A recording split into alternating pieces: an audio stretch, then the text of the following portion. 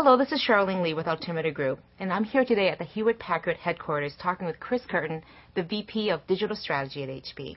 Chris, thanks for joining me today. My pleasure. So HP is doing some great work in social media with blogs, a support forum, and HP Labs just put out a white paper on Twitter too.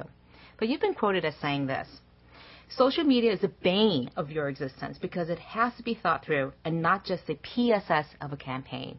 Can you elaborate on that a bit? Sure. You know, social media for us at HP has so much promise.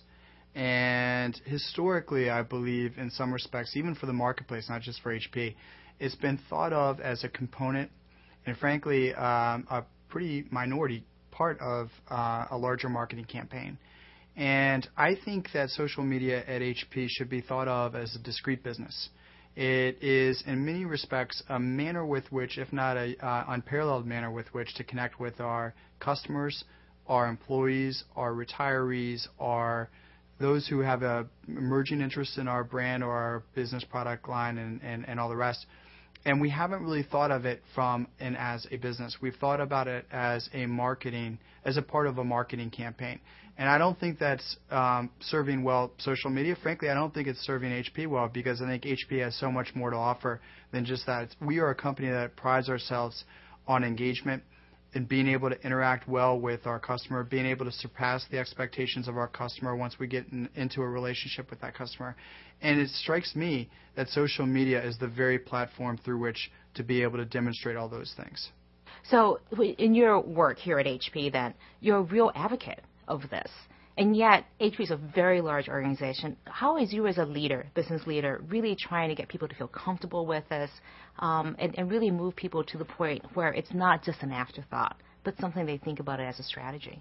Well, I think it's that last word, strategy. Part of it is being an evangelist, part of it is being an advocate, but first and foremost, it's being a strategist, thinking about the way in which HP should get into this space and the manner with which it should get into this space. And one of the ways we're already thinking about it is not just as a marketer, but as someone who's thinking about open innovation, someone who is thinking about customer and retiree engagement, someone who is thinking about design practices and eliciting the viewpoints of our customer in the marketplace, and someone who is thinking about customer support and service.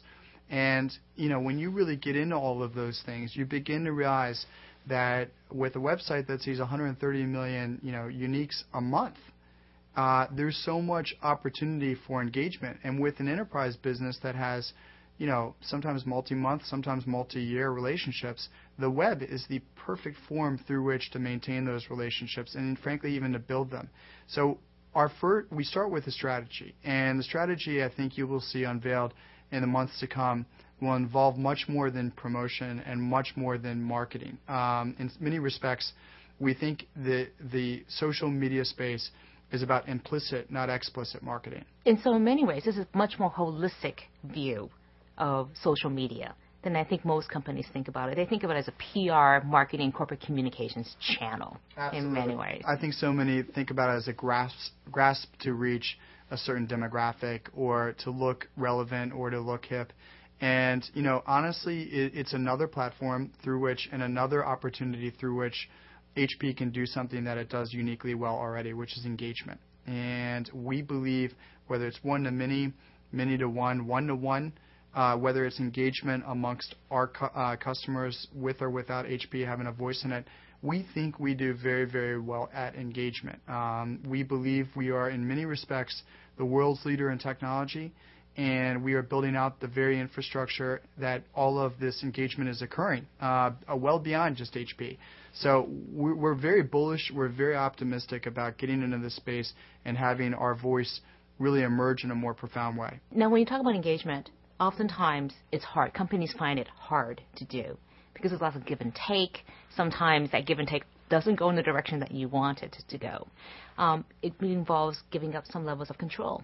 In many ways, we talked a little bit about this beforehand. It's about changing mindsets, too. How are you as a leader really helping people feel comfortable with this new kind of mindset that's needed in the social media space? Well, it's very important. And I think, to the extent that you localize the concept and you personalize the concept, people get much more comfortable with it. When you think about what HP Labs does, i.e., they think about solutions for the marketplace. They think about technology solutions and solutions beyond the horizon that could be accelerated into today's world and today's society, and thinking about the manner with which they have to interrelate with non-badged HP employees in order to derive some of those ideas or to refine them. It's very much endemic in what HP does. We have so many people at HP, Charlene, who talk about wanting to start a blog or wanting to better communicate with the community that is relevant to them with respect to the discipline that they oversee at HP. And when you really unpack what they're asking for, they're asking for better connections. They're asking for an ability to better maintain relationships, particularly when you think about the global marketplace. And HP having one brand and this global marketplace all interacting with our brand, it is impossible to think of how you maintain those relationships without the digital space and without some of these technologies that are coming out through social media. And what's impressive about that, it's about individuals having those conversations. Right. And really, you're empowering them, and Right. you feel comfortable with that. Right. That's tough for many organizations to do. So it's Right. really interesting to watch HP, a very large organization, do this. Right. I want to ask you something on a personal level. There's a lot of emerging technologies out there. What do you find particularly interested in terms of a new emerging technology that you want to learn more about, and how do you anticipate using that technology in a business sense? Well, I just came back from CES, and I think that there are so many technologies that are interesting out there right now that scroll the web, that uncover what is being said about your brand. There's, in fact, one company that does so, and they emphasize the amount of times customers have used the following adjective or the following noun to describe your brand by virtue of size. And it's just a kind of a stock ticker scroll, and it tells you what those customers think about your brand in real time. And it's a scroll and a crawl across the internet where they do this.